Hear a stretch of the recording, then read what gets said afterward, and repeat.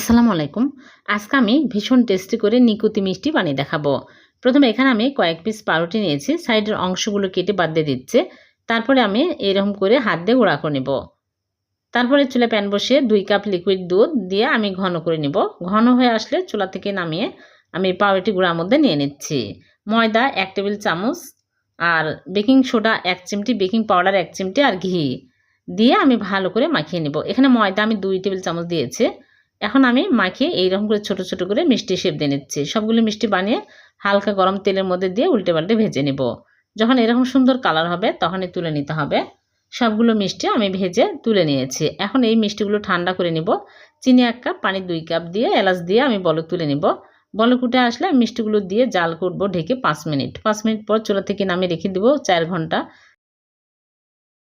৪ ঘন্টা পর মিষ্টিগুলো সার্ভ করে নিলাম। হয়ে গেল ভীষণ মজার নিকুতি মিষ্টি।